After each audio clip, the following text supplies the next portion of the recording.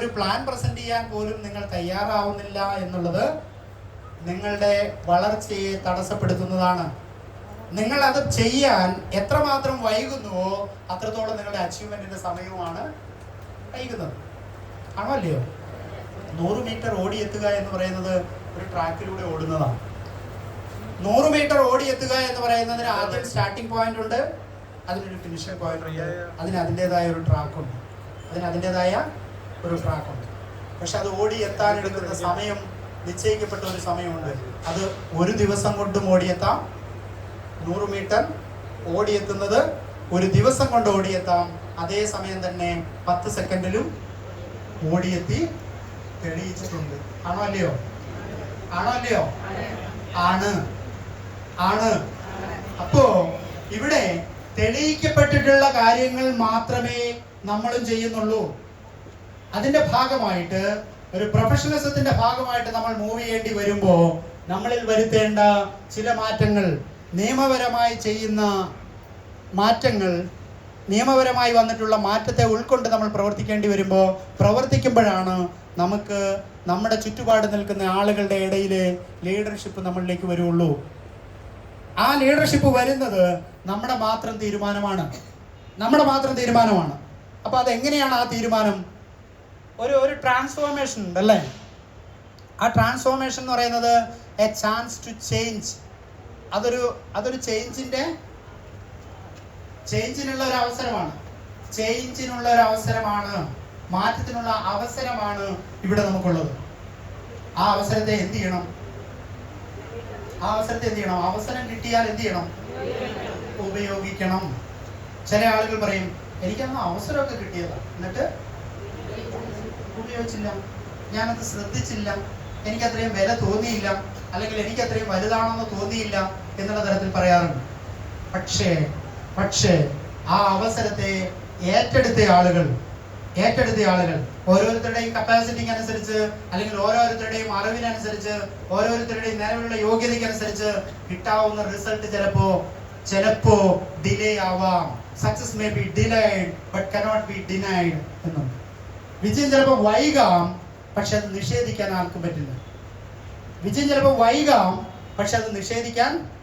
ആർക്കും പറ്റില്ല. അപ്പൊ ഇവിടെ നമുക്ക് കിട്ടുന്നത് എ ചാൻസ് ടു ചേഞ്ച്. ഒരു മാറ്റത്തിന്റെ ചാൻസ് ആണ് നമുക്ക് കിട്ടിയിരിക്കുന്നത്. അത് എന്ത് ചെയ്യണം? അത് ഉപയോഗപ്പെടുത്തിയാലേ അതിന്റെ റിസൾട്ട് കിട്ടും. ഇപ്പൊ ചില ആളുകളെ നിങ്ങൾ ശ്രദ്ധിച്ചാൽ മനസ്സിലാവും, അവർ എപ്പോ വന്നു എന്നുള്ളതിനല്ല പ്രസക്തി. ഫിജി കാർഡിലാണെങ്കിലും എപ്പോ ഫിജി കാർഡ് സ്റ്റാർട്ട് ചെയ്തു എന്നതിലല്ല പ്രസക്തി, മറിച്ച് എന്ത് ചെയ്തു എന്നതിലാണ് പ്രസക്തി. എപ്പോ വന്നു എന്നതിൽ പ്രസക്തി ഇല്ല, എന്ത് ചെയ്തു എന്നതിലാണ് പ്രസക്തി. എപ്പോ വന്നു എന്നതിനല്ല പ്രസക്തി, എന്ത് ചെയ്തു എന്നതിനാണ് പ്രസക്തി. അപ്പോ എന്ത് ചെയ്തു എന്ന് തീരുമാനിക്കുന്നത് ഇവിടെ എന്ത് ചെയ്യണം എന്നുള്ള പ്രവൃത്തിയെ ആശ്രയിച്ചിരിക്കും. അത് നിങ്ങൾക്ക് കിട്ടിയ ചാൻസ് ആണ്. ആ ചാൻസ് നിങ്ങൾ വിനിയോഗിച്ചാലാണ് നിങ്ങൾക്ക് റിസൾട്ട് ഉണ്ടാവുക. ആ റിസൾട്ടിലൂടെ നിങ്ങൾ എന്തൊക്കെ മാറ്റം ആഗ്രഹിച്ചിട്ടുണ്ടോ ആ ആഗ്രഹിച്ച മാറ്റങ്ങളൊക്കെ നേടാൻ നിങ്ങൾക്ക് സാധ്യമാവുള്ളൂ. ഇവിടെ എന്ത് ചെയ്യണം? ആ ട്രാൻസ്ഫോർമേഷൻ, ആ ഒരു മാറ്റം, ആ ഒരു പരിണാമം, ആ ഒരു ചേഞ്ച് എങ്ങനെയെന്നുള്ളത് ആദ്യം നിങ്ങൾ റിയലൈസ് ചെയ്യണം, മനസ്സിലാക്കണം. ആദ്യം അന്നേരം എന്താ ചെയ്യണ്ടേ? ആദ്യം ഇതിൽ തുടങ്ങണം അല്ലേ? തുടങ്ങിയിട്ടുണ്ടോ? സ്റ്റാർട്ടിംഗ് പോയിന്റിൽ നിങ്ങളായി, അല്ലെങ്കിൽ സ്റ്റാർട്ട് ചെയ്തു, പിന്നെയോ അത് തീരുമാനിച്ചു, പിന്നെ എവിടെയാ? Why you are in this business? എന്തുകൊണ്ട് നിങ്ങൾ ഈ ബിസിനസ് തിരഞ്ഞെടുത്തു, അല്ലെങ്കിൽ ഈ ബിസിനസ്സിൽ എന്തുകൊണ്ട് വന്നു? എന്തുകൊണ്ടാണ് ഈ ബിസിനസ് വന്നേ? ഈ ബിസിനസിന്റെ മാറ്റം എന്ന് പറയുന്നത് നിങ്ങൾ ഒറ്റയ്ക്കല്ല എന്നുള്ളതാണ് ഇതിന്റെ പ്രത്യേകത. മറ്റേത് തൊഴിലും ചെയ്യുമ്പോൾ ചിലപ്പോൾ നിങ്ങളുടെ മാത്രം എഫിഷ്യൻസിയും, നിങ്ങളുടെ മാത്രം സ്കില്ലും, നിങ്ങളുടെ മാത്രം പെർഫോമൻസും, നിങ്ങളുടെ മാത്രം അറിവും, നിങ്ങളുടെ മാത്രം കഴിവും മാത്രം ഉപയോഗിച്ചിട്ട് വേണം അവിടെ സക്സസ് ആവേണ്ടതെങ്കിൽ ഈ മേഖലയുടെ, ഈ ബിസിനസിന്റെ പ്രത്യേകത നിങ്ങളോടൊപ്പം നിൽക്കുന്ന ആളുകളുടെ നിങ്ങൾ കൊണ്ടുവരുന്ന ആളുകളുടെ അവരുടെ അറിവും കഴിവും ഒക്കെ ശേഷിയും ഒക്കെ വിനിയോഗിക്കാൻ പറ്റുന്നതാണ് ഈ ഒരു മേഖല. അപ്പോൾ അവിടെ നിങ്ങൾക്ക് മനസ്സിലാവും ബിസിനസ് മേഖല എന്നുള്ളിടത്ത് ബിസിനസ്സുകാരായിട്ടുള്ള ആളുകളെ എടുത്ത് നോക്കിയിട്ടുണ്ടെങ്കിൽ അവർ സക്സസ് ആയിട്ടുള്ളത് അവരുടെ മാത്രം കഴിവ് കൊണ്ടല്ല, പിന്നെയോ ടീം വർക്കാണ്. ഏത് ടീം? ഇപ്പൊ നമ്മുടെ നാട്ടിൽ, ഞാനൊരു ഉദാഹരണമായിട്ട് പറയുന്നത്, നമ്മുടെ നാട്ടിൽ ഉള്ള പലചരക്ക് കട കണ്ടിട്ടുണ്ടോ നിങ്ങള്? പണ്ടത്തെ പലചരക്ക് കട അല്ലേ? ഒരു 20 വർഷം മുമ്പ് അല്ലെങ്കിൽ ഒരു 30 വർഷം മുമ്പൊക്കെയുള്ള അല്ലേ പലചരക്ക് കട കണ്ടിട്ടുണ്ട്. ആ പലചരക്ക് കടയുടെ പ്രത്യേകത ചിലപ്പോൾ അതൊരു 150 സ്ക്വയർ ഫീറ്റ് 200 സ്ക്വയർ ഫീറ്റ് ഉണ്ടാവും. ആണോ അല്ലയോ? ആണ്. ആ പലചരക്ക് കടയുടെ ഉടമയും അതിലെ തൊഴിലാളിയും ഒരാളായി. ആണോ? അതിലെ ഉടമയും തൊഴിലാളിയും ഒക്കെ ഒരാളായി. ആ വ്യക്തി ആ ബിസിനസ് സ്റ്റാർട്ട് ചെയ്തു. കുറച്ച് വർഷം കഴിഞ്ഞപ്പോ അവിടെ കച്ചവടം കൂടിയപ്പോ ഷോപ്പിന്റെ വലുപ്പം വർദ്ധിക്കേണ്ടി വന്നു. അപ്പൊ 200 സ്ക്വയർ ഫീറ്റ് അത് 400 സ്ക്വയർ ഫീറ്റ് ആക്കി. 400 സ്ക്വയർ ഫീറ്റ് ആക്കിയപ്പോൾ ഈ 4ാം ക്ലാസ് വിദ്യാഭ്യാസമുള്ള ഈ വ്യക്തിക്ക് 400 സ്ക്വയർ ഫീറ്റ് ആക്കിയപ്പോൾ അത് മുഴുവൻ മാനേജ് ചെയ്യാൻ അയാൾക്ക് പറ്റാതെ വന്നപ്പോൾ അയാൾ ഒരു തൊഴിലാളിയെ കൂടി വെച്ചു. അത് വീണ്ടും തിരക്ക് കൂടിയപ്പോൾ വീണ്ടും അവിടെ സ്റ്റാഫിനെ കൂടുതൽ കൊണ്ടുവന്നു. സ്റ്റാഫും കൂടുതൽ വന്നു, കച്ചവടവും കൂടുതൽ വന്നപ്പോൾ അദ്ദേഹം ഈ ഷോപ്പിനെ വീണ്ടും കുറച്ചും കൂടി വലുതാക്കിയപ്പോൾ ഇത് മാനേജ് ചെയ്യാൻ അയാൾക്ക് പറ്റാതെ വന്നു. അപ്പോൾ എന്ത് ചെയ്തു? അത് മാനേജ് ചെയ്യാൻ പറ്റുന്ന ഒരാളെ ആളവിടെ മാനേജറാക്കി വെച്ചു. മാനേജറാക്കി ഒരാളും കൂടി വെച്ചപ്പോ അവിടുത്തെ കണക്കുകൾ നോക്കാൻ ആൾക്ക് പറ്റാതായി. അപ്പോൾ ആൾ എന്ത് ചെയ്തു? കണക്ക് നോക്കാൻ പറ്റുന്ന ഒരാളെ വെച്ചു. കണക്ക് നോക്കാൻ പറ്റുന്ന ആളെ വെച്ചു. തൊഴിലാളികളും കൂടി. അങ്ങനെ വന്നു കഴിഞ്ഞപ്പോ ലാഭം കൂടുതൽ വർദ്ധിച്ചപ്പോ അദ്ദേഹം അതൊരു സൂപ്പർ മാർക്കറ്റ് ആക്കിയപ്പോഴും 4ാം ക്ലാസ്സുകാരന്റെ യോഗ്യത കൂടിയോ? 4ാം ക്ലാസ്സുകാരന്റെ യോഗ്യത കൂടിയില്ല, മറിച്ച് അവിടെ വരുന്ന ജോലിക്കാരുടെ യോഗ്യത മാറി. 4ാം ക്ലാസ്സുകാരന്റെ ബിസിനസ് മാനേജ് ചെയ്യുന്നയാൾ MBA കാരനായി മാറി. അതിന്റെ അക്കൗണ്ട് കൈകാര്യം ചെയ്യുന്നയാൾ ചാർട്ടേഡ് അക്കൗണ്ടന്റ് ആയി മാറി. അവിടുത്തെ സെയിൽസ് കൈകാര്യം ചെയ്യുന്നയാൾ സെയിൽസിലും മാർക്കറ്റിങ്ങിലും ഡിഗ്രികളും ബിരുദാനന്തര ബിരുദവും ഒക്കെ കഴിഞ്ഞിട്ടുള്ള ആളുകളായി മാറി. അപ്പോഴും 4ാം ക്ലാസ്സുകാരൻ തന്നെയാണ്. കാരണം അദ്ദേഹം ചെയ്തത് ബിസിനസ്സാണ്. അപ്പൊ ബിസിനസ്സുകാരൻ എന്തുകൊണ്ട് ബിസിനസ് വർദ്ധിപ്പിച്ചു എന്ന് ചോദിച്ചാൽ, എങ്ങനെ വർദ്ധിപ്പിച്ചു എന്ന് ചോദിച്ചാൽ, മറ്റാളുകളുടെ അറിവും കഴിവും സമയവും ശേഷിയും ഒക്കെ ഉപയോഗപ്പെടുത്തിക്കൊണ്ടാണ് ഒരു ബിസിനസ്സുകാരൻ ബിസിനസ് വർദ്ധിപ്പിക്കാൻ പറ്റുള്ളൂ. ആണോ അല്ലയോ? അതേപോലെയാണ് നിങ്ങളുടെ ബിസിനസ്സിൽ, ഡയറക്ട് സെല്ലിംഗ് ബിസിനസ്സിൽ, ഫിജി കാർഡിലെ ബിസിനസ്സിൽ നിങ്ങൾക്ക് ഇവിടെ കിട്ടിയ അവസരം, നിങ്ങളുടെ അറിവോ കഴിവോ ബുദ്ധിയോ ശേഷിയോ എന്തോ ആവട്ടെ, അതിനെയൊക്കെ മറികടക്കാൻ നിങ്ങളുടെ ബന്ധങ്ങളിലൂടെ നിങ്ങളെക്കാൾ ശേഷിയുള്ള, നിങ്ങളെക്കാൾ അറിവുള്ള, നിങ്ങളെക്കാൾ കഴിവുള്ള ആളുകളിലൂടെ ഈ ബിസിനസ് വളർത്താൻ പറ്റുന്ന അവസരമാണ് നിങ്ങളുടെ അടുത്ത് കിട്ടിയിട്ടുള്ളത്. ആണോ അല്ലയോ? അത് ബോധ്യപ്പെടുത്തണമെങ്കിലും ആദ്യം ആര് തീരുമാനിക്കണം? നിങ്ങൾ തീരുമാനിക്കണം. ഞാൻ തീരുമാനിക്കണം. ഞാനായിരിക്കുന്ന ഓരോരുത്തരും തീരുമാനിക്കണം. അങ്ങനെ തീരുമാനമെടുത്തു കഴിഞ്ഞിട്ടുണ്ടെങ്കിൽ ആ ഒരു ആറ്റിറ്റ്യൂഡിൽ മൂവ് ചെയ്യണം. Have A positive attitude. ഒരു പോസിറ്റീവായിട്ടുള്ള ആറ്റിറ്റ്യൂഡ് എപ്പോഴും കാത്തു സൂക്ഷിക്കണം.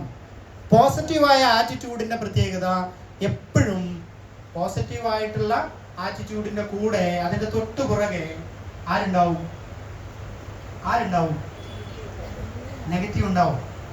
അത് ചിലപ്പോൾ നമ്മുടെ വീട്ടിലുള്ള ആൾക്കാരായിരിക്കും, നമ്മുടെ ബന്ധുക്കളായിരിക്കും, നമ്മുടെ സുഹൃത്തുക്കളായിരിക്കും. പോകുന്നതിന്റെ പുറകെ ഇങ്ങനെ വരും. എന്താ? നമ്മൾ പോസിറ്റീവ് ആണെങ്കിൽ നമ്മുടെ പുറകെ വരും എന്ത്? നെഗറ്റീവ് പറയാനും മാത്രമല്ല പ്രവർത്തിക്കാനും ഒക്കെ ആരുണ്ടാവും? കൂടെ ഇങ്ങനെ ഉണ്ടാവും. അത് പ്രകൃതിയുടെ നിയമമാണ്, പ്രപഞ്ചത്തിന്റെ നിയമമാണ്. ദൈവമുണ്ടോ? ദൈവമുണ്ടോ? ആരുണ്ട്? സാത്താനുണ്ട്. രൂപം വ്യത്യാസമായിരിക്കും എന്ന് മാത്രമേ ഉള്ളൂ. ദൈവത്തിന്റെ രൂപത്തിൽ ഒരാളുണ്ടാവും, സാത്താന്റെ രൂപത്തിൽ ഒരാളുണ്ടാവും. ആണോ? അപ്പൊ നന്മയുണ്ടോ? തിന്മയുണ്ട്. ദേഷ്യമുണ്ടോ? സ്നേഹമുണ്ട്. അല്ലേ? ഉണ്ടോ? എന്തിനും ഓപ്പോസിറ്റ്സ് ഉണ്ട്. എന്തിനും ഓപ്പോസിറ്റ്സ്. നമ്മളെ ഏറ്റവും കൂടുതൽ സ്വാധീനിക്കുന്നത് ഏത് എന്നുള്ളതാണ്. നമ്മൾ 99% പോസിറ്റീവിലായിരിക്കും. 99% പോസിറ്റീവിലായിരിക്കും. പക്ഷേ 1% നെഗറ്റീവ് മതി 99%ത്തെയും തീർച്ചയായും. ഈ 99%-നാണോ വലിപ്പം കൂടുതൽ, അതോ 1%-നാണോ വലിപ്പം കൂടുതൽ? 1%-നാണോ? നിങ്ങളൊക്കെ അനുഭവമുള്ള ആൾക്കാരാണ്. ആണ് ആണ് ആണ് ആണ് ചില ആളുകളെ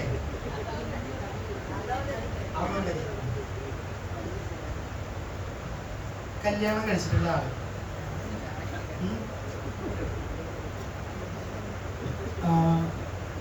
ഹസ്ബൻഡ് വന്നിട്ട് പറയാണ്, എന്തോ പറഞ്ഞു, ഇന്ന് എനിക്ക് 99% വിശ്വാസം, 99% വിശ്വാസമാണെന്ന് ഹസ്ബൻഡ് പറഞ്ഞാൽ ആ വീട്ടിൽ എന്തായിരിക്കും നടക്കുക? 99% വിശ്വാസം ഉണ്ടെന്ന് പറഞ്ഞാൽ ആഘോഷം നടക്കുവോ? എന്താ നടക്കുക? അടി നടക്കും. അടി നടക്കും, ഉറപ്പാണ്. ആണോ? അടി നടക്കില്ല. 99% വിശ്വാസമാണെന്ന് പറഞ്ഞാൽ അടി നടക്കുമെന്ന് മഹാഭൂരിപക്ഷം. അപ്പോൾ എനിക്ക് മനസ്സിലായി നിങ്ങളെ സ്വാധീനിക്കുന്നത് 1%. അപ്പൊ നിങ്ങൾ ഇന്നത്തെ ഈ പ്രോഗ്രാം കഴിഞ്ഞിട്ട് 99% ഇവിടുന്ന് ഇറങ്ങി പോവാം. 99%-ലാണ് നിങ്ങൾ ഇവിടുന്ന് പോണേ. പോയി പുറത്തുള്ള 1%-വുമായിട്ട് കണക്ട് ആവുമ്പോ നിങ്ങളെ സ്വാധീനിച്ചത് ഏതായിരിക്കും? 1% സ്വാധീനിക്കും. അപ്പൊ ആരുടെ റിസൾട്ട് പോയി? 1% കൊണ്ട് വന്നയാളുടെ റിസൾട്ടാണോ പോയേ? 99% അധ്വാനിച്ച നിങ്ങളുടെ റിസൾട്ടാണോ പോണേ? നിങ്ങളുടെ റിസൾട്ടാണ് പോയത്. അപ്പൊ ഇവിടെ 1 ഡിഗ്രി ആവാൻ നമുക്ക് പറ്റുമോ എന്നുള്ളതാണ്. വെള്ളം തിളയ്ക്കുന്നത് പേരാവൂരിലൊക്കെ എത്ര ഡിഗ്രി ചൂടാവുമ്പോഴാണ്? എത്ര ഡിഗ്രി ചൂടാവുമ്പോഴാണ്? ഇവിടെ 100 ഡിഗ്രിയാ? ആണോ? എല്ലായിടത്തും 100 35. വെള്ളം തിളയ്ക്കുന്നത് എത്ര ഡിഗ്രി? 35 ഡിഗ്രി ചൂടായ വെള്ളം തിളയ്ക്കുമോ? 99 ഡിഗ്രിയില് ചൂടായി.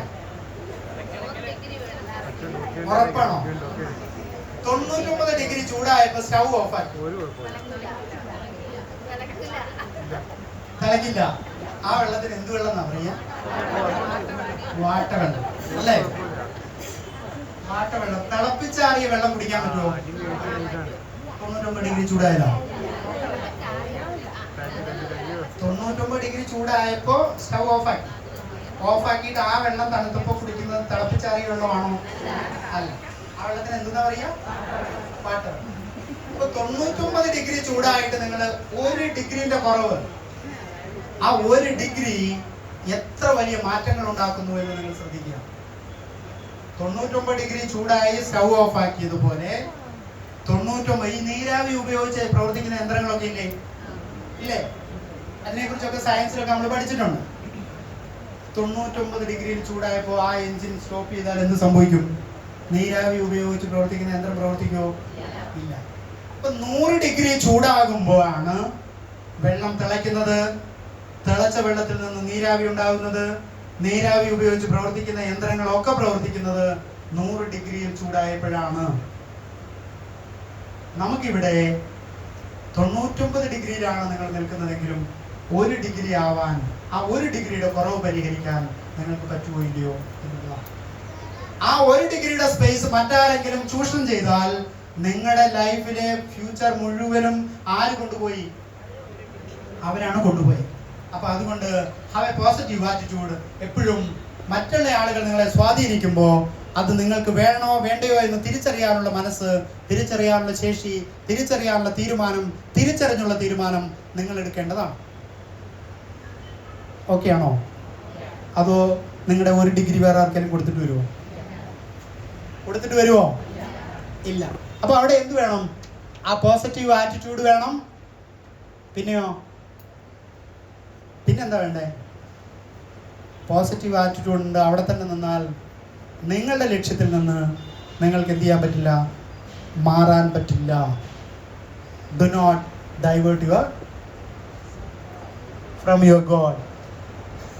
നിങ്ങളുടെ ലക്ഷ്യത്തിൽ നിന്ന് നിങ്ങൾക്ക് മാറാൻ പറ്റില്ല. അപ്പൊ എന്ത് വേണം? ഈ ഒരു രീതിയിൽ ഡിസൈഡ് ചെയ്ത് ഫിജി കാർഡിന്റെ ഭാഗമായിട്ട് നിങ്ങൾ നിൽക്കുന്നു. ഫിജി കാർഡിന്റെ ഭാഗമായിട്ട് നിൽക്കുമ്പോൾ ഇതിൻ്റെ അകത്ത് ആദ്യത്തെ ഒരു സ്റ്റേജ് എന്ന് പറയുന്നത് നിലനിൽപ്പിന്റെ സ്റ്റേജ്, സസ്റ്റൈനബിലിറ്റിയുടെ സ്റ്റേജ്. ആ സസ്റ്റൈനബിലിറ്റിയുടെ സ്റ്റേജിലാണ് നിങ്ങളിപ്പോൾ ഉള്ളത്. ആദ്യമായിട്ട് പ്രോഗ്രാം അറ്റൻഡ് ചെയ്യുന്നു. ഇതിനെക്കുറിച്ച് മനസ്സിലാക്കാനും ബോധ്യപ്പെടാനും ശ്രമിക്കുന്നു.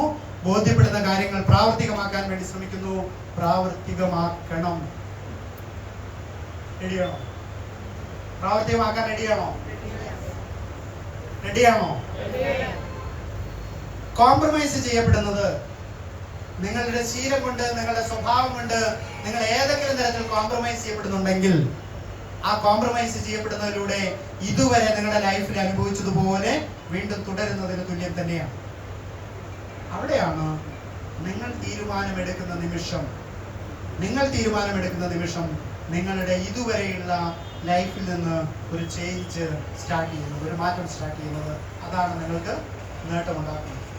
അപ്പൊ ആദ്യത്തെ സ്റ്റേജ് സസ്റ്റൈനബിലിറ്റിയുടെ സ്റ്റേജാണ്, നിലനിൽപ്പിന്റെ സ്റ്റേജാണ്. അവിടെ ഈ ഇൻഡസ്ട്രിയിൽ നിലനിൽക്കണം. ആദ്യത്തെ സമയങ്ങളിൽ ഒരുപാട് പ്രശ്നങ്ങളും പ്രതിസന്ധികളും ഒക്കെ നേരിടും. ഒരാളുടെ അടുത്ത് പോയി പറയുന്ന സമയത്ത് അയാൾ പറയും, ഇത് മറ്റേ പരിപാടിയല്ലേ, തീർന്നു അല്ലേ? എന്നിട്ട് അറിയോ? പല കാര്യങ്ങൾ പറയും. അതുകൊണ്ടാണ് ഞാൻ പറഞ്ഞേ, കേട്ട് നിങ്ങളോട് അഭിപ്രായം പറയുന്ന ആരും തന്നെ ഇതിനെക്കുറിച്ച് പൂർണ്ണമായിട്ട് ബോധ്യപ്പെട്ട് അഭിപ്രായം പറയുന്നവരല്ല. അതുകൊണ്ട് അവരുടെ ചിന്തയ്ക്കും അവരുടെ തോന്നലുകൾക്കും അവരുടെ വാക്കുകൾക്കും നിങ്ങളുടെ ബുദ്ധിയെയും ശേഷിയെയും പണയം വെക്കും, അല്ലെങ്കിൽ വിട്ടുകളയും. ഇവിടെ ഇന്നിവിടെ ഈ മീറ്റിംഗ് ഹാളിൽ ഇരിക്കുന്ന ആളുകൾ, അല്ലെങ്കിൽ ഫിജി കാർഡിനെ കുറിച്ച് 1, 2, 3, 4, 5 പ്രസന്റേഷൻ പ്രോഗ്രാമുകൾ കേട്ടിട്ടുള്ള ആളുകൾ, അങ്ങനെയുള്ള ആളുകൾക്ക് ആണ് ഫിജി കാർഡിനെ കുറിച്ച് അറിവ് കിട്ടിയിട്ടുണ്ടാവുക. ആണോ അല്ലയോ? പക്ഷെ നിങ്ങളുടെ അടുത്ത് അഭിപ്രായം പറയുന്ന ആളെ നിങ്ങൾ ശ്രദ്ധിച്ചാൽ മനസ്സിലാവും, അവരെപ്പോഴെങ്കിലും ഫിജി കാർഡിന്റെ പ്ലാൻ പ്രസന്റേഷൻ 2, 3 തവണ കേട്ടിട്ടുണ്ടോ? ഫിജി കാർഡിന്റെ ഏതെങ്കിലും ട്രെയിനിങ് പ്രോഗ്രാമുകൾ അറ്റൻഡ് ചെയ്തിട്ടുണ്ടോ? ഫിജി കാർഡിനെ കുറിച്ച് മറ്റെന്തെങ്കിലും മാധ്യമങ്ങളിലൂടെ അല്ലെങ്കിൽ മറ്റേതെങ്കിലും വഴി അവർ ഇതിനെക്കുറിച്ചുള്ള കൂടുതൽ വിവരങ്ങൾ അറിഞ്ഞിട്ടുണ്ടോ? ഉണ്ടാവില്ല. അപ്പൊ ഏത് വ്യക്തിയുടെ അഭിപ്രായത്തെ മാനിച്ചുകൊണ്ടാണ് നിങ്ങൾ തുടർന്ന് ഇനി അങ്ങോട്ട് പ്രവർത്തിക്കുന്നത് എന്നതിനെ ആശ്രയിച്ചിരിക്കും നിങ്ങളുടെ റിസൾട്ട്. അപ്പൊ ആദ്യത്തെ സ്റ്റേജ് സസ്റ്റൈനബിലിറ്റിയുടെ സ്റ്റേജിൽ, നിലനിൽപ്പിന്റെ ഘട്ടത്തിൽ നിങ്ങൾക്ക് കുറെ ബുദ്ധിമുട്ടുകളും പ്രശ്നങ്ങളൊക്കെ തോന്നും. ആദ്യം പോയി പറഞ്ഞ ആള് പറയും, എനിക്ക് പറ്റില്ല. രണ്ടാമത്തെ ആള് പറഞ്ഞു, ഒട്ടും പറ്റില്ല. മൂന്നാമത്തെ ആള് പറഞ്ഞു, അത്രയും പറ്റില്ല, ഇങ്ങോട്ട് വരികയേ വേണ്ടെന്ന് പറഞ്ഞു. ഇതോടുകൂടി നിങ്ങൾക്ക് തോന്നി തീർന്നു, ഫിജി കാർഡ് തീർന്നു, എൻ്റെ ഫിജി കാർഡിലെ സ്വപ്നങ്ങൾ തീർന്നു, നടക്കൂല എന്ന് തീരുമാനിച്ചാൽ പോയത് നിങ്ങൾക്ക് മാത്രമാണ്. എന്ന് നമ്മൾ വിചാരിക്കൂല. ഇത് പറഞ്ഞു പറ്റിച്ചതാണ്. അങ്ങനെ വിചാരിക്കുമെന്ന് പറഞ്ഞു പറ്റിച്ചതാണ്. അപ്പൊ അവിടെ ഒറ്റ കാര്യമേ ഉള്ളൂ, ഇതുവരെ ഉള്ള നിങ്ങളുടെ ലൈഫിൽ നിങ്ങളുടെ കാര്യങ്ങൾ തീരുമാനമെടുത്തത് നിങ്ങളാണെങ്കിൽ ഇവിടെയും എടുത്ത തീരുമാനത്തിൽ ഉറച്ചു നിൽക്കാനുള്ള ആർജവം, അതിൻ്റെ ദൃഢനിശ്ചയം, അതിനുള്ള മനസ്സുറപ്പ് നിങ്ങൾക്ക് ഉണ്ടാവണം. എന്താണോ മറ്റുള്ളവർ നിങ്ങളോട് പറയുന്നത് അതിനെ തിരിച്ചറിയാനും അതിനെ ബോധ്യപ്പെടാനുമുള്ള കാഴ്ചപ്പാടും കൂടി നിങ്ങൾക്ക് വേണം. ഒരാൾ എന്തെങ്കിലും പറഞ്ഞു എന്ന് കരുതി അത് നമുക്കും അറിയാത്ത കാര്യമാണെങ്കിൽ അതിനെ വിട്ടുകളയരുത്. മറ്റൊരാൾ പറയുന്ന കാര്യം അതിൻ്റെ അകത്ത് എന്തൊക്കെ വസ്തുതയുണ്ടെങ്കിലും അത് വസ്തുതയാണോ അല്ലയോ എന്ന് തിരിച്ചറിയുന്നതും അത് അറിയുന്ന ആളുകളോട് ചോദിച്ചു ബോധ്യപ്പെടുന്നതിലൂടെ. നിങ്ങൾക്ക് എന്തെങ്കിലും തരത്തിലുള്ള ബോധ്യക്കുറവുണ്ടെങ്കിൽ ആ ബോധ്യക്കുറവിനെ പരിഹരിച്ചിട്ടുണ്ടാവണം. അതിന്റെ അർത്ഥം നിങ്ങൾക്ക് അതുമായിട്ട് ബന്ധപ്പെട്ട് എന്ത് സംശയം തോന്നിയാലും, ഫിജി കാർഡുമായിട്ട് ബന്ധപ്പെട്ട് എന്ത് സംശയം തോന്നിയാലും ആ സംശയങ്ങളെ തീർക്കാൻ പറ്റും. സംശയങ്ങൾ തീർക്കാൻ പറ്റാത്ത ഒരു ചോദ്യങ്ങളും ഫിജി കാർഡുമായിട്ട് ബന്ധപ്പെട്ട് ഇല്ല. ഫിജി കാർഡുമായിട്ട് ബന്ധപ്പെട്ടില്ല. അപ്പൊ അതുകൊണ്ട് അത് തീർക്കാൻ നമുക്ക് പറ്റും. അതുകൊണ്ട് എന്ത് ചോദ്യങ്ങൾ വന്നാലും അതിനെ നേരിടേണ്ടത് ആദ്യം ഞാൻ പറഞ്ഞ നിങ്ങളുടെ ഇൻഗ്രീഡിയന്റ് ക്ഷമ, വിനയം, സ്നേഹം, ബഹുമാനം. നിങ്ങൾ ഇഷ്ടപ്പെട്ട് ചെയ്യുന്ന ഒരു ബിസിനസിന്റെ ഭാഗമായി നിങ്ങൾ മറ്റൊരാളോട് സംസാരിക്കാൻ ചെല്ലുമ്പോൾ അയാൾ നിങ്ങൾ പ്രതീക്ഷിച്ചതുപോലെയല്ല മറുപടി കിട്ടുന്നത് എന്നതുകൊണ്ട് മാത്രം അയാളെ നിങ്ങൾ വെറുക്കുകയോ അയാളോട് ദേഷ്യം തോന്നുകയോ അയാളോട് സ്നേഹപൂർവ്വം തോന്നുകയോ ഒന്നും ചെയ്യരുത്. അയാൾ അത് ചെയ്തത് അയാളുടെ ആവശ്യത്തിലുള്ള അറിവ് കുറവ് കൊണ്ടാണ്. അതുകൊണ്ടാണ് ഞാൻ നേരത്തെ സൂചിപ്പിച്ച എല്ലാ വിഷയത്തിലും നമ്മളും അഭിപ്രായങ്ങൾ പറയാൻ ശ്രമിച്ചിട്ടുണ്ട്, അഭിപ്രായങ്ങൾ പറഞ്ഞിട്ടുണ്ട്. ഇതൊന്നും നമ്മൾ അറിഞ്ഞുകൊണ്ടല്ല, ആ വിഷയത്തെക്കുറിച്ച് ബോധ്യമുള്ളത് കൊണ്ടുമല്ല. ഇതേപോലെ തന്നെയാണ് മറ്റുള്ളവരും എന്നുള്ളത് നിങ്ങളുടെ മനസ്സിൽ എപ്പോഴും ഉണ്ടാവണം. അപ്പോൾ ഇവിടെ രണ്ടാമത്തെ സ്റ്റേജിലാണ് നമുക്ക് സക്സസ് ഉണ്ടാവുന്നത്. നിലനിന്നാൽ, പിടിച്ചു നിന്നാൽ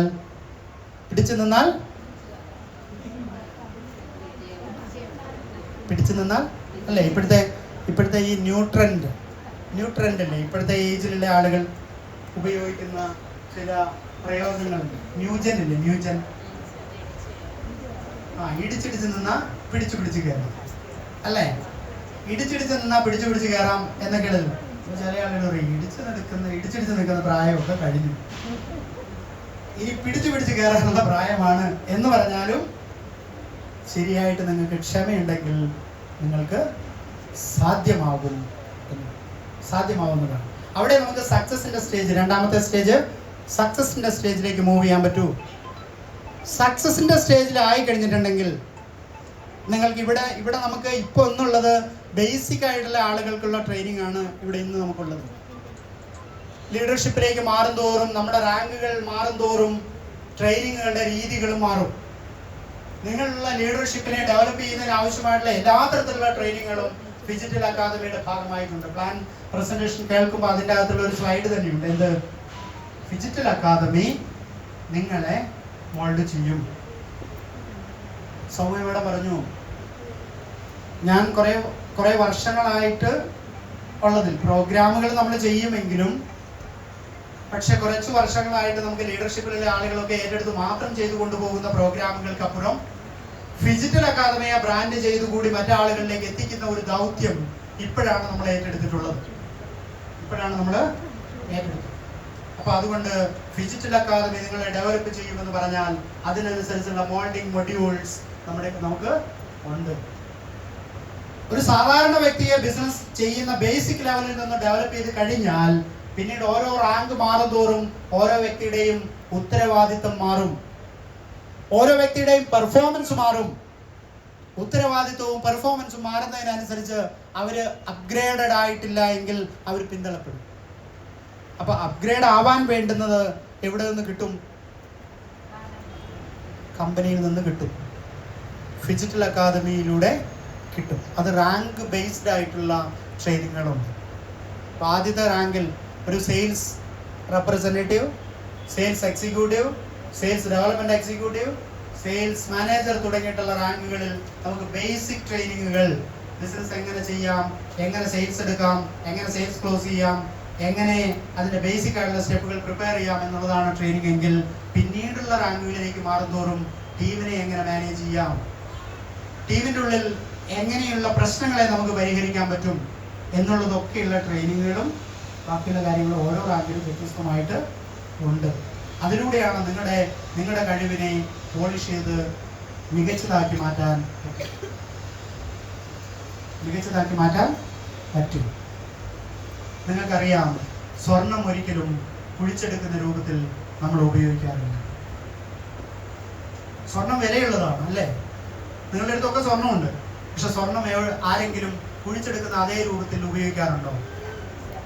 ഒരു കഷ്ണം ഒരു തുണിയിൽ കെട്ടി കഴുത്തിൽ കെട്ടി തൂക്കുവോ? എന്തെങ്കിലും ഒരു കയറിൽ കെട്ടി തൂക്കുവോ? ഇല്ല. എങ്ങനെയാണ് അത് രൂപപ്പെടുത്തിയിരിക്കുന്നത്? നിങ്ങൾക്ക് ഇഷ്ടപ്പെടുന്ന തരത്തിൽ അതിനെ ഷേപ്പ് ചെയ്യപ്പോഴാണ് നിങ്ങൾക്ക് അതിന് വാല്യൂ ഉണ്ടായത്. ആണോ അല്ലയോ? മാല വേണ്ട ആൾക്ക് വള കൊടുത്തിട്ട് കാര്യമുണ്ടോ? ഇല്ല. കമ്മല് വേണ്ട ആൾക്ക് മാല കൊടുത്തിട്ട് കാര്യമുണ്ടോ? ഇല്ല. ഓരോരുത്തർക്കും ആഗ്രഹിക്കുന്ന രൂപത്തിൽ ആഗ്രഹിക്കുന്ന മോഡലിൽ കിട്ടിയാലേ അതിന് അതിൻ്റെതായ വിലയുണ്ടാവൂ. Diamonds will shine only by rubbing. Diamond പോലും തിളങ്ങുന്നത് അത് എന്ത് ചെയ്യുമ്പോഴാണ്? റബ്ബ് ചെയ്ത് ഷേപ്പ് ചെയ്ത് റബ്ബ് ചെയ്തപ്പോഴാണ് അത് തിളങ്ങുന്നത്. ആണോ? കുഴിച്ചെടുക്കുന്ന അതേ രൂപത്തിൽ അതിന്റെ ആ ഒരു ഇതിൽ പറ്റുമോ? ഇല്ല. ഇതേപോലെയാണ് നമ്മളും. നമ്മൾ ആയിരിക്കുന്ന രൂപത്തിൽ നിന്ന് മാറ്റം വരുമ്പോ നമ്മുടെ വാല്യൂ മാറും. ആണോ? നമ്മുടെ ചിന്താഗതികൾ മാറും. നമ്മുടെ ബിഹേവ് ചെയ്യുന്ന പ്രവർത്തിക്കുന്ന രീതി മാറില്ലേ? മാറുമ്പോൾ അതിനനുസരിച്ച് വാല്യൂ മാറും അല്ലേ? ചില ആളുകളെ കുറിച്ച് നമ്മൾ പറയും വളരെ മോശം പെരുമാറ്റം അല്ലേ? ചില ആളുകളെ കുറിച്ച് പറയും എന്ത് നല്ല പെരുമാറ്റം, എന്ത് നല്ല മനുഷ്യൻ അല്ലേ? ഓരോരുത്തരുടെ വ്യത്യസ്തമാകുന്നത് അയാളുടെ പെരുമാറ്റം കൊണ്ടാണ്. അപ്പൊ അത് ഷേപ്പ് ചെയ്തെടുത്തതാണ്. ആ ഷേപ്പ് ചെയ്തെടുക്കുന്നത് സക്സസിന്റെ തോതിലാണ്. അതിനെ ഷേപ്പ് ചെയ്തെടുക്കുക. സക്സസിന്റെ തോതിൽ അതിനെ ഷേപ്പ് ചെയ്തെടുക്കുമ്പോൾ അതിന് നിങ്ങൾ വിധേയമായാൽ എന്ത് ചെയ്യാൻ പറ്റും? നിങ്ങൾക്ക് അതിന്റെ റിസൾട്ടിലേക്ക് മാറാൻ പറ്റും. എന്തിനു വിധേയമായാൽ? ആ ഷേപ്പിങ്ങിന് വിധേയമായാൽ. അതല്ലെങ്കിൽ എന്ത് ചെയ്യും? അല്ലെങ്കിൽ കുറെ ബുദ്ധിമുട്ടുകൾ സഹിക്കേണ്ടി വരും അല്ലേ? ഒരു പഴയ കഥ കേട്ടിട്ടില്ലേ? ഒരു ശില്പിയും കല്ലുമായിട്ടുള്ളത്. ആ കഥ കേട്ടിട്ടുള്ള എത്ര പേരുണ്ട്? ശില്പിയുടെയും കല്ലിന്റെയും കഥ കേട്ടിട്ടുണ്ടെങ്കിലും ഞാൻ ഒന്നും കൂടി പറയും.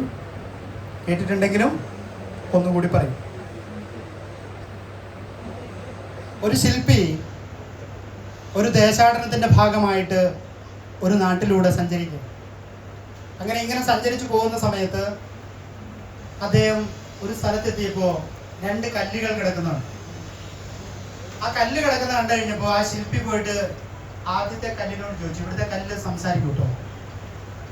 ആ കല്ലിനോട് ചോദിച്ചു, ഞാൻ നിന്നെ നല്ലൊരു ശില്പമാക്കിക്കൊണ്ട്. അപ്പോൾ ആ കല്ല് ചോദിച്ചു, ശില്പമാക്കുമ്പോൾ എന്താണ് ഞാൻ അനുഭവിക്കേണ്ട ബുദ്ധിമുട്ട് എന്താണ്? അപ്പൊ കല്ല് പറഞ്ഞു, നിന്റെ കുറെ ഭാഗങ്ങൾ ഞാൻ എന്ത് ചെയ്യും? കട്ട് ചെയ്ത് കളയുമ്പോൾ അതിന് നല്ല വേദനയുണ്ടാവും. അത് സഹിക്കാൻ തയ്യാറാണെങ്കിലാണ് പറ്റുള്ളൂ എന്ന് പറഞ്ഞു. ആ കല്ല് പറഞ്ഞു, അതെനിക്ക് പറ്റില്ല, അതെനിക്ക് ഒട്ടും സഹിക്കാൻ പറ്റുന്നതല്ല. ഈ ശില്പി ആ കല്ലിനെ കുറെ കൺവിൻസ് ചെയ്യാൻ ശ്രമിച്ചു. നിന്നെ മനോഹരമായിട്ടുള്ള ഒരു ശില്പമാക്കി മാറ്റിയാൽ ഭാവിയിൽ നീ അറിയപ്പെടുന്നത് ആ ശില്പമായിട്ട് ആയിരിക്കും എന്നുള്ളതൊക്കെ പറഞ്ഞു. പക്ഷേ ആ കല്ല് അതിനൊട്ടും സമ്മതിച്ചില്ല. ആ സമയത്തെ ആ വേദന അതിന് സഹിക്കാൻ പറ്റില്ലായിരുന്നു എന്നുള്ളതായിരുന്നു. അങ്ങനെ വന്നു കഴിഞ്ഞപ്പോൾ അടുത്ത കല്ലിനോട് ശില്പി പറഞ്ഞപ്പോ ഈ കല്ല് ആദ്യത്തെ കല്ലിനോട് ശില്പി സംസാരിക്കുന്നതൊക്കെ കേട്ടോണ്ട് കിടക്കുക.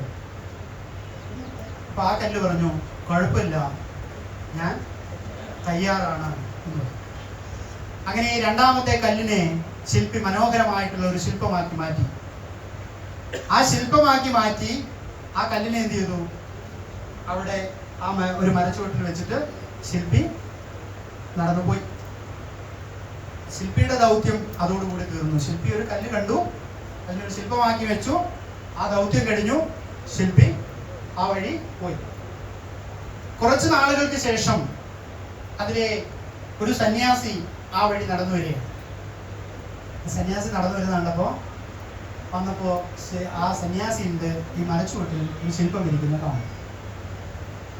അതൊരു ദൈവത്തിന്റെ ശില്പമായി, അതൊരു ദൈവത്തിന്റെ ശില്പമായിരുന്നു. ആ ശില്പം സന്യാസി എടുത്ത് അവിടെ ആ ചുറ്റുപാടുമൊക്കെ ക്ലിയർ ചെയ്ത് ഒക്കെ റെഡിയാക്കി വെച്ച് കുറച്ച് പൂക്കളും ഒന്നും കേട്ടു മാലയൊക്കെ ഉണ്ടാക്കിയിട്ട് അവിടെ ഇട്ടിട്ട് നോക്കുമ്പോൾ ഇതിനൊരു പൂജയൊക്കെ നടത്തുന്ന രീതിയിലേക്ക് വരുന്ന സമയത്ത് ചവിട്ടി കയറാൻ, അതിൻ്റെ അടുത്തേക്ക് ചവിട്ടി കയറാൻ ഒരു കല്ല് വേണം. ചുറ്റുപാട് നോക്കിയപ്പോൾ അവിടെ വേറൊരു കല്ല് കിടക്കുന്ന കണ്ടു. ആ കല്ലെടുത്തിട്ട് എന്ത് ചെയ്തു? ഈ സന്യാസി അവിടേക്ക് ചവിട്ടി കയറാനുള്ള കല്ലാക്കി വെച്ചു. അങ്ങനെ അതും കഴിഞ്ഞ് സന്യാസി നടന്നു. പിന്നീട് വർഷങ്ങൾ കുറച്ച് കഴിഞ്ഞപ്പോൾ അതിലെ പിന്നെ തീർത്ഥാടകരും ബാക്കിയുള്ളവരും ഒക്കെ വരാൻ തുടങ്ങിയപ്പോൾ പിന്നെ ചില ചടങ്ങുകളുണ്ടല്ലേ. ദൈവത്തെ കാണുമ്പോൾ ദൈവത്തിന്റെ രൂപത്തിന്റെ മുന്നിലൊക്കെ പ്രാർത്ഥിക്കുന്ന സമയത്തൊക്കെ ഈ തേങ്ങ ഉടയ്ക്കുക എന്ന് പറയുന്ന ചടങ്ങ്. അപ്പൊ അങ്ങനെ പിന്നീട് വന്ന ആളുകൾ അവർ തേങ്ങ ഉടയ്ക്കാൻ വേണ്ടിയിട്ട് നോക്കിയപ്പോഴും ഈ കിടക്കുന്ന കല്ലിനാണ് കണ്ടത്. ആ കല്ലിലാണ് തേങ്ങ ഉടയ്ക്കാൻ തുടങ്ങിയത്. പിന്നെ കാലങ്ങൾ കഴിഞ്ഞതോ എത്രയെന്നറിയില്ല, അത്രയും കാലമൊക്കെയും ഈ ശില്പമായി മാറാൻ പ്രയാസപ്പെട്ട കല്ലാണ് എല്ലാ കാലവും തേങ്ങയേറ് കൊണ്ട് കിടക്കേണ്ടി വന്നു. ശില്പമായി മാറിയ കല്ലിന് അങ്ങനത്തെ വേദന മാത്രമേ ഉണ്ടായിരുന്നുള്ളൂ. പക്ഷെ പിന്നീട് ആ ശില്പത്തിന് കിട്ടിയത് നെയ്യും തേനും ഒക്കെയുള്ള വെച്ചുള്ള പൂജകളും സുഗന്ധദ്രവ്യങ്ങളും ഉപയോഗിച്ചുള്ള പൂജകളും മാത്രമായിരുന്നു. ആ ശില്പമാണ് ലോകമറിയുന്ന ശില്പമായിട്ടും മാറി. അപ്പോ ചില ആളുകളുടെ വേദന എന്ന് പറയുന്നത് അന്നേരം ചെന്ന് പറയുമ്പോൾ ഈ വേദന എനിക്ക് സഹിക്കാൻ പറ്റില്ല എന്ന് പറയുന്നുണ്ടെങ്കിൽ പിന്നീടുള്ള കാലം അത്രയും നമ്മൾ മറ്റു വേദനകൾ മുഴുവൻ സഹിക്കേണ്ടതായിട്ട് വരും. അത് നമ്മൾ സഹിച്ചിട്ടും ഉണ്ടോ ഇല്ലയോ? ഉണ്ടോ? ഈ കഥ മുമ്പ് കേട്ടതാണെങ്കിൽ വീണ്ടും കേട്ടത് കൊണ്ട് കുഴപ്പമില്ല. എന്തുകൊണ്ടാണെന്ന് ചോദിച്ചാൽ ഇത് നിങ്ങൾക്ക് തന്നത് ഒരു സാരാംശം എന്നുള്ള രീതിയിൽ മാത്രമേ ഉള്ളൂ. നിങ്ങൾക്കിത് ഏത് രീതിയിൽ വേണമെങ്കിലും ഉപയോഗിക്കാം. എങ്ങനെ? ശില്പമായി മാറിയ കല്ലാണോ ഞാൻ, അതോ ശില്പമായി മാറാൻ തയ്യാറാവാതിരുന്ന കല്ലാണോ ഞാൻ എന്നത്. ഇനിയും അങ്ങനെ തന്നെ ഇരിക്കണോ എന്നും, ഇനിയൊരു അവസരം കിട്ടിയാൽ ആ അവസരത്തിലൂടെ മാറാൻ തയ്യാറാണോ എന്നുള്ളതും ആർക്ക് തീരുമാനിക്കാം? നമുക്ക് തീരുമാനിക്കാം. ആ മോൾഡിംഗ് പ്രക്രിയ ഒക്കെ നടക്കുന്നത് ഈ സ്റ്റേജുകളിലൂടെയാണ്. സസ്റ്റൈനബിലിറ്റിയുടെ സ്റ്റേജിലൂടെ കടന്ന് സക്സസിന്റെ സ്റ്റേജിലൂടെ കടന്നാൽ നിങ്ങൾ സ്റ്റേബിൾ ആവും. ഫിജി കാർഡിന്റെ ചരിത്രം എടുത്താൽ കഴിഞ്ഞ 7 വർഷത്തെ യാത്ര പൂർത്തീകരിച്ച് 8ാം വർഷത്തിലൂടെ സഞ്ചരിച്ചുകൊണ്ടിരിക്കും. ഈ 8 വർഷം കൊണ്ട് ഫിജി കാർഡിന്റെ പ്ലാനിലൂടെ എന്തൊക്കെ ഡിക്ലെയർ ചെയ്തിട്ടുണ്ടോ അതൊക്കെ ഇവിടെ കൊടുത്തു പ്രൂവ് ചെയ്ത് കഴിഞ്ഞിട്ടുണ്ട്. ഫിജി കാർഡിന്റെ പ്ലാനിലൂടെ.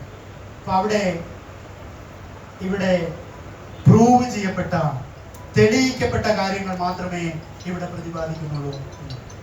കൊടുത്തു പ്രൂവ് ചെയ്തിട്ടുണ്ട്. കഴിഞ്ഞ 7 വർഷക്കാലം കൊണ്ട് ഇവിടെ ഈ പ്ലാറ്റ്ഫോമിൽ വന്നതും പോയതും നിൽക്കുന്നതുമായിട്ടുള്ള ആളുകൾക്കൊക്കെ നേട്ടങ്ങൾ കൈവരിക്കാനായിട്ടുള്ള ഒരു പ്ലാറ്റ്ഫോമാണ്.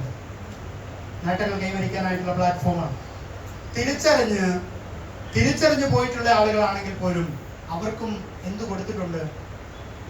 കൈ നിറയെ കൊടുത്തിട്ടുണ്ട്. 4 വർഷം കൊണ്ട് 5 വർഷം കൊണ്ടും 4.5 കോടിയും 5 കോടിയും 6 കോടിയും ഒക്കെ ഏൺ ചെയ്തിട്ടുള്ള ആളുകൾ, നേടിയെടുത്തിട്ടുള്ള ആളുകളാണ് ഈ പ്ലാറ്റ്ഫോമിലുള്ളത്. എന്തൊക്കെ പറഞ്ഞിട്ടുണ്ടോ അതെല്ലാം കൊടുത്തു പ്രൂവ് ചെയ്തിട്ടുണ്ട്.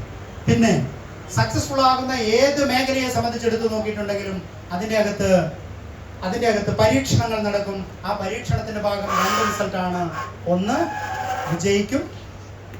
വിജയിക്കും, പരാജയപ്പെടും. വിജയിക്കപ്പെടുന്ന കാര്യങ്ങളെ ഏറ്റവും ശക്തമായിട്ടുള്ളതായി നമ്മൾ മുന്നോട്ട് കൊണ്ടുപോകും. പരാജയപ്പെടുന്നതിനെ നമ്മൾ തിരുത്തും, ഒഴിവാക്കും എന്നുള്ളതും. തിരുത്തും ഒഴിവാക്കും എന്നുള്ളതാണ്. എന്ത് തന്നെയാണെങ്കിലും ഫ്യൂച്ചറിനെ സ്റ്റേബിളായിട്ട് ബിൽഡ് ചെയ്യാൻ പറ്റുന്ന ഒരു പ്ലാറ്റ്ഫോമായിട്ട് നമ്മളിന്ന് മാറുന്നു. അതിലൂടെ സിഗ്നിഫിക്കൻ്റ് ആയിട്ടുള്ള ഒരു ഫ്യൂച്ചർ നമുക്കുണ്ട് എന്നുള്ളതാണ്. സിഗ്നിഫിക്കൻ്റ് ആയിട്ടുള്ള ഒരു ഫ്യൂച്ചർ നമുക്കുണ്ട്. ആ സിഗ്നിഫിക്കൻ്റ് ആയിട്ടുള്ള ഫ്യൂച്ചറിനെ ലക്ഷ്യം വെച്ചിട്ടാണ് നമ്മളിപ്പോൾ മൂവ് ചെയ്യുന്നത്.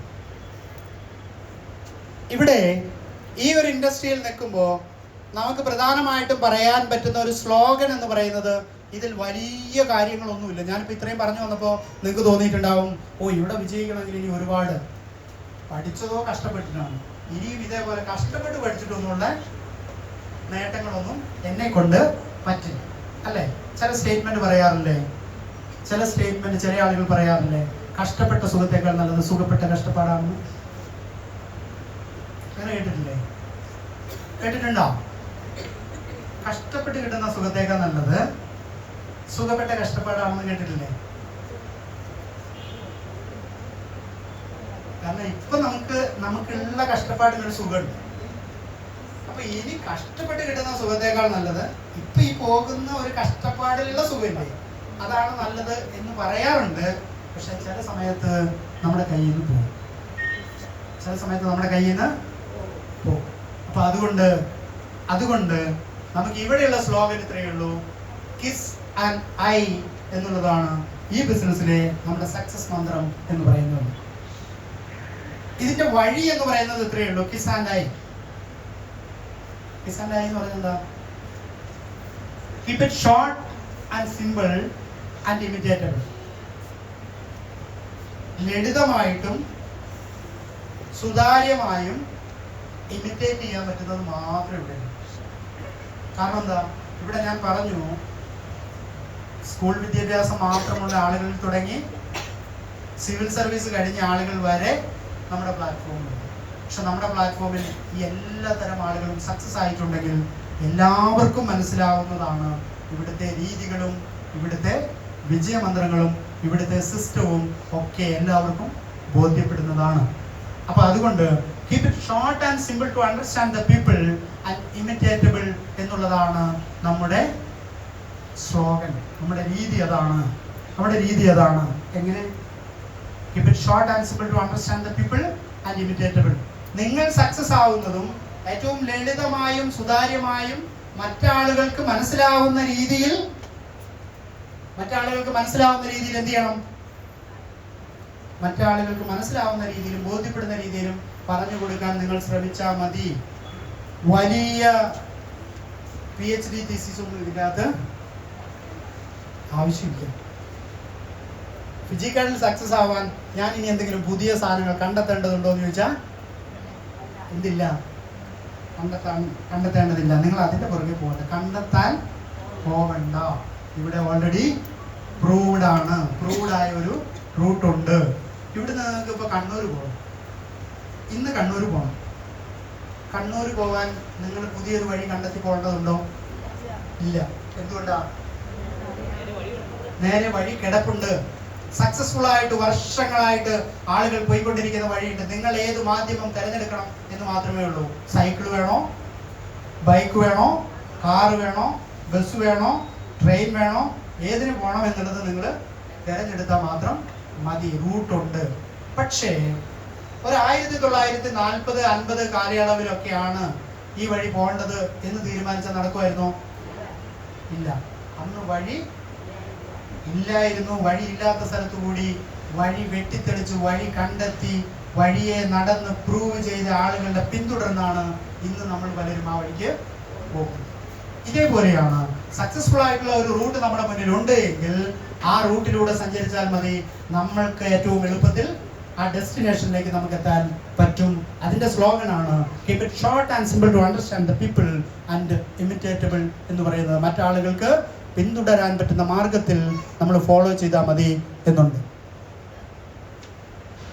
ഇവിടെ അതിനു വേണ്ടിയിട്ടുള്ള നിയമം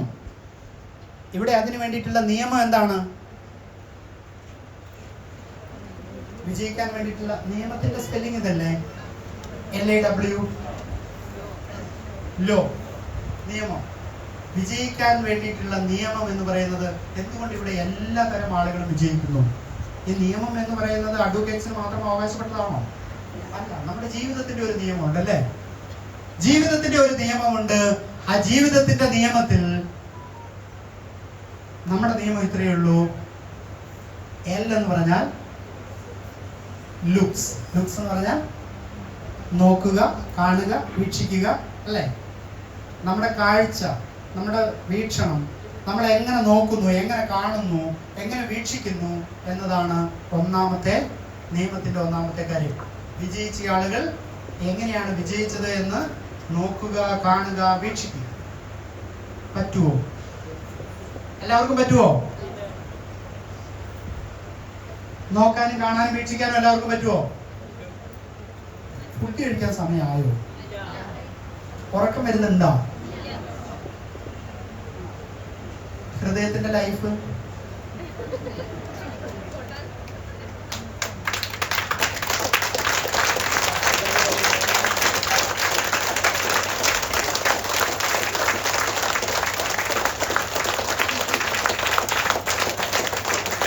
ഇന്ന് കൈയടിക്കുന്നത് ഒരാഴ്ചത്തേക്കുള്ള കൈയടിയാണ് കേട്ടോ. അല്ലാത്ത സമയത്ത് പിന്നെ നിങ്ങൾക്ക് കൈയടിക്കണമെങ്കിൽ ചിലപ്പോൾ ആരും കാണാതെ എവിടെയെങ്കിലും വീടിന്റെ മൂലയ്ക്കോ അല്ലെങ്കിൽ വീട്ടിനുള്ള റൂം അടച്ചിരുന്നിട്ടോ ഒക്കെ കൈയടിക്കേണ്ടി വരും. ഹൃദയത്തിന്റെ ലൈഫ് കൂടുമല്ലോ. 10 പ്രാവശ്യം കൈയടിച്ചാൽ 1 മിനിറ്റ് കൂടും എന്ന് പറഞ്ഞ് വീട്ടിൽ പോയിരുന്നിട്ട് ഉച്ച വരെ ഒന്നും കൈയടിച്ചുകൊണ്ടിരിക്കരുത്. ബാക്കിയുള്ള ആളുകൾ, നിങ്ങളെ ആശ്രയിച്ച് നിൽക്കുന്ന ഒരുപാട് ആളുകൾ ഉണ്ട്. ഓക്കെ, അപ്പോ പറഞ്ഞു വന്നത്, നമ്മുടെ വീക്ഷണം, വിജയിച്ച ആളുകളെ നോക്കണം, കാണണം, അവരെങ്ങനെ വിജയിച്ചു എന്ന് കാണണം, തിരിച്ചറിയണം, മനസ്സിലാക്കണം, വീക്ഷിക്കണം. രണ്ടാമത്തേത് എന്താ? ആക്ഷൻ. നോക്കിക്കൊണ്ടിരിക്കുന്നത് നമ്മൾക്ക് കഴിഞ്ഞ ചരിത്രം മുഴുവനും നമ്മുടേത് അങ്ങനെയായിരുന്നു. ആണോ? അവിടെ ഇന്നയാൾ വിജയിച്ചിട്ടുണ്ട്, ഇപ്പുറത്ത് ഇന്നയാൾ വിജയിച്ചിട്ടുണ്ട്, എന്റെ കൂടെ പഠിച്ച ആൾ ഇപ്പോൾ അവിടെയാണുള്ളത്, ഇവിടെയാണുള്ളത്, അതാണ് ചെയ്യുന്നത്, ഇതാണ് ചെയ്യുന്നത്, അയാൾ ജീവിതത്തിൽ രക്ഷപ്പെട്ടു, അങ്ങനെ പെട്ടു, ഇങ്ങനെ പെട്ടു. ഇതൊക്കെ നമ്മൾ എന്ത് ചെയ്യാറുണ്ട്? വീക്ഷിക്കാറുണ്ട്, കാണാറുണ്ട്, നോക്കാറുണ്ട്. ഇതൊക്കെ വീക്ഷിക്കുകയും നോക്കുകയും വിലയിരുത്തുകയും ചെയ്തതിന് ശേഷം നിങ്ങൾ എന്തു പ്രവർത്തിച്ചു എന്നുള്ളതാണ് രണ്ടാമത്തെ സ്റ്റെപ്പ്. ആക്ഷൻ. നിങ്ങളുടെ ഭാഗത്തു നിന്നുള്ള പ്രവൃത്തി എന്ത് നടന്നു? ഇപ്പൊ ഓരോരുത്തരും ആലോചിക്കുക, എൻ്റെ കൂടെ പഠിച്ച ഇന്നയാള്, അയാൾ ഇവിടെ പോയി ഇങ്ങനെ രക്ഷപ്പെട്ടു, ഞാൻ അന്ന് അത് വിചാരിച്ചിരുന്നു, പക്ഷെ എനിക്ക് എന്താ പിന്നെ പറ്റിയത്? ആലോചിക്കുന്നുണ്ടോ? ഉണ്ടോ? ഉണ്ട്. അപ്പോ അതിനുശേഷം രണ്ടാമത്തെ നമ്മുടെ വിജയത്തിന്റെ നിയമം എന്ന് പറയുന്നത് നിങ്ങൾ എങ്ങനെ പ്രവർത്തിച്ചു എന്നുള്ളതാണ്. ആക്ഷൻ നടന്നോ ഇല്ലയോ? നിങ്ങൾ വീക്ഷിച്ചു, നോക്കി, കണ്ടു, വിലയിരുത്തി, മനസ്സിലാക്കി ഒക്കെ ചെയ്തു, പക്ഷെ നിങ്ങൾ അതിനനുസരിച്ച് പ്രവർത്തിച്ചോ? രണ്ടാമത്തെ. മൂന്നാമത്തേത്, ഇതൊക്കെ കണ്ടു, വീക്ഷിച്ചു, മനസ്സിലാക്കി, പ്രവർത്തിച്ചു, പക്ഷേ നിങ്ങൾ ഉപയോഗിക്കുന്ന വാക്കുകൾ, നിങ്ങൾ എങ്ങനെ അത് അവതരിപ്പിക്കുന്നു എന്നുള്ളത്, നിങ്ങൾ എങ്ങനെ സംസാരിക്കുന്നു എന്നുള്ളതാണ് മൂന്നാമത്തെ സ്റ്റെപ്പ്. നിങ്ങൾ എങ്ങനെയാണ് സംസാരിക്കുന്നത്? ഇതും കൂടി മനസ്സിലാക്കുമ്പോഴാണ് നമുക്ക് ഇതിൻ്റെ അകത്തുള്ള വിജയത്തിന്റെ നിയമം പൂർണ്ണമാവുള്ളൂ. എങ്ങനെ? കാണണം, നോക്കണം, വിലയിരുത്തണം, വീക്ഷിക്കണം, ഇതൊക്കെ ചെയ്തു, അതിനനുസരിച്ച് ഞാൻ പ്രവർത്തിക്കുകയും ചെയ്തു. പ്രവർത്തിച്ചപ്പോ ഞാൻ എങ്ങനെയാണ് അത് മറ്റാളുകളോട് ഷെയർ ചെയ്തത്, എങ്ങനെ അവതരിപ്പിച്ചു, എങ്ങനെ പ്രസന്റ് ചെയ്തു, എങ്ങനെ അവരെ ഞാൻ കൂടെ നിർത്തി എന്നുള്ളതാണ് മൂന്നാമത്തേത്. ഇത് മൂന്ന് നടന്നാലേ നിങ്ങളുടെ സക്സസിന്റെ നിയമം പൂർണ്ണമാവുള്ളൂ. ഇത് ശരിയാണോ തെറ്റാണോ? പക്ഷെ നടക്കൂലേ? പക്ഷെ ഇത് ശരിയാണ് എന്ന് പറഞ്ഞ് നിർത്തിയപ്പോൾ സംശയം. ശരിയാണ്, പക്ഷേ എന്നുള്ള ഒരു ഇത് വരുന്നത് പോലെ എനിക്ക് തോന്നി. ഇവിടെ ഇത്രയേ ഉള്ളൂ. നമ്മൾ എങ്ങനെയാണ് സംസാരിച്ചത്? അവിടെ ഞാൻ വീണ്ടും പറയുന്നു, പേടി, മടി, അപകർഷതാബോധം, ആത്മാഭിമാനത്തോളം നിങ്ങളെ ഇത് വേട്ടയാടപ്പെടുന്നുണ്ടെങ്കിൽ ആദ്യം ഒഴിവാക്കേണ്ടത് ഇതാണ്. ഇത് ഒഴിവാക്കപ്പെട്ടാൽ നിങ്ങളുടെ ഈ നിയമം നിങ്ങൾക്ക് പാലിക്കാൻ പറ്റും. ഈ നിയമം നിങ്ങൾ പാലിച്ചാൽ മറ്റേത് വ്യക്തിയെക്കാളും സക്സസ് ആയി മാറാൻ നിങ്ങൾക്ക് സാധിക്കുകയും ചെയ്യും. ഇതാണ് ജീവിതത്തിലെ വിജയത്തിന്റെ നിയമം എന്ന് പറയുന്നത്. ഈ നിയമം പാലിക്കപ്പെടുന്നത് കൊണ്ടാണ് ഒരു സ്കൂൾ വിദ്യാഭ്യാസം ഇല്ലാത്ത ആളും നിയമം സ്കൂളിൽ പോയി ജീവിതത്തിൽ വിജയിക്കാനുള്ള നിയമം സ്കൂളിൽ പോയി പഠിച്ചതല്ല. ജീവിതത്തിൽ വിജയിക്കാനുള്ള നിയമം സ്കൂളിൽ പോയി പഠിച്ചതല്ല. സ്കൂളിൽ പോയി പഠിച്ചതാണെങ്കിൽ ഞാൻ നേരത്തെ സൂചിപ്പിച്ച സാമ്പത്തികമായ ഉന്നതി, സമ്പന്നരാകുന്നത്, ആദരിക്കപ്പെടുന്നത്, അംഗീകരിക്കപ്പെടുന്നത്, ബഹുമാനിക്കപ്പെടുന്നത്, സ്നേഹിക്കപ്പെടുന്നത്, അതിന്റെ കാരണം എന്തുകൊണ്ട് ഇതൊന്നും എല്ലാവർക്കും ഇത് അനുഭവവേദ്യമാകുന്നില്ല എന്നുള്ളതിന്റെ ഉത്തരം അറിയാമായിരുന്നുവെങ്കിൽ നിങ്ങളുടെ മാതാപിതാക്കളോ നിങ്ങളുടെ ഗുരുക്കന്മാരോ നിങ്ങളുടെ സുഹൃത്തുക്കളോ ആ രഹസ്യം നിങ്ങൾക്ക് പറഞ്ഞു തരുമായിരുന്നു. പറഞ്ഞു തന്നിട്ടുണ്ടോ? ജീവിതത്തിൽ എങ്ങനെ വിജയിക്കണം, എങ്ങനെ സമ്പന്നരാകണം, എങ്ങനെ സ്നേഹിക്കപ്പെടണം, എങ്ങനെ ആദരിക്കപ്പെടണം, എങ്ങനെ അംഗീകരിക്കപ്പെടണം, എങ്ങനെ ബഹുമാനിക്കപ്പെടണം എന്നുള്ളതിന്റെ രഹസ്യത്തിന്റെ ഉത്തരം നിങ്ങളുടെ അധ്യാപകർക്ക്, നിങ്ങളുടെ മാതാപിതാക്കൾക്ക്, നിങ്ങളുടെ സുഹൃത്തുക്കൾക്ക് അറിയാമായിരുന്നുവെങ്കിൽ അവർ നിങ്ങൾക്ക് പറഞ്ഞു തരുമായിരുന്നു. ഇതിനു മുമ്പേ നിങ്ങൾ അതൊക്കെ നേടിയെടുക്കുമായിരുന്നു.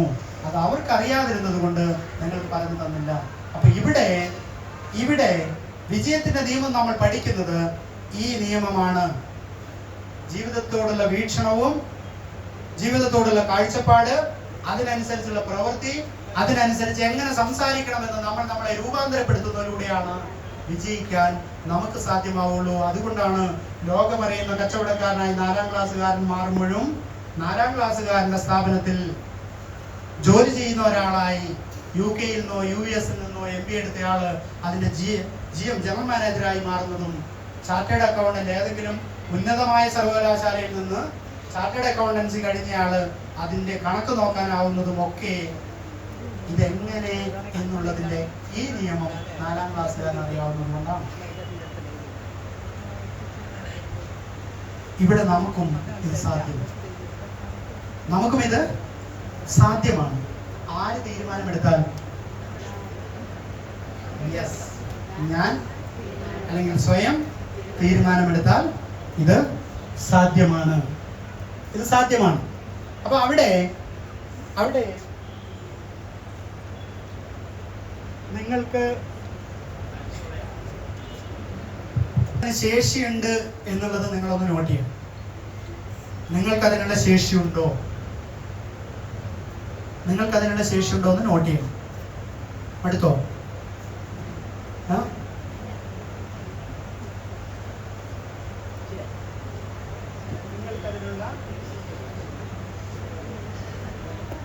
ഈ സ്റ്റോക്ക് എടുപ്പിന്റെ മാർഗം നിങ്ങൾക്കുണ്ട്. നേട്ടങ്ങളും ഒക്കെ അവകാശപ്പെടാൻ പറ്റുന്ന നിങ്ങളുടെ ബാലൻസ് ഷീറ്റ് നിങ്ങൾ നോക്കുമ്പോൾ കഴിഞ്ഞ വർഷം എൻ്റെ അതിനു മുമ്പത്തെ വർഷത്തേക്കാൾ മികച്ചതായിരുന്നു, വരാനിരിക്കുന്ന വർഷം ഇതിനേക്കാൾ മികച്ചതാക്കി മാറ്റാൻ എനിക്ക് ചില കാര്യങ്ങൾ ചെയ്യാൻ പറ്റും എന്നുള്ള ഒരു സ്റ്റോക്ക് എടുപ്പ് നടത്തിയാൽ ഇത് ചെയ്യാൻ സാധ്യമാണ്. ആ സ്റ്റോക്ക് എടുപ്പ് നടത്താൻ നിങ്ങൾ വിലയിരുത്തേണ്ട കാര്യങ്ങൾ എന്ന് പറയുന്നത്, ഒന്ന്, നിങ്ങൾക്ക് കുറെ സ്ട്രെങ്ത് ഉണ്ട് അല്ലേ? നിങ്ങളുടെ ശേഷി, നിങ്ങളുടെ കഴിവ്.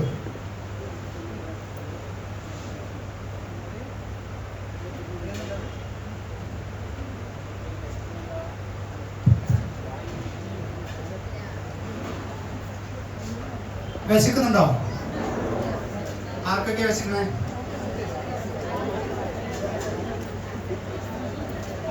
ഒരു 1/2 മണിക്കൂർ കൂടി സഹിക്കാൻ ശേഷി ഉണ്ടോ? ഉണ്ട്.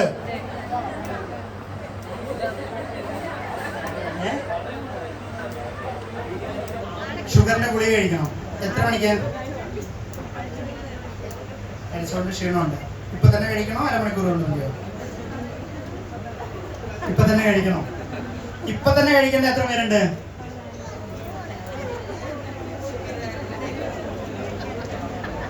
ഇപ്പൊ തന്നെ കഴിക്കാൻ ഇവരെ മാത്രം വിട്ടാൽ ശരിയായിരുന്നു.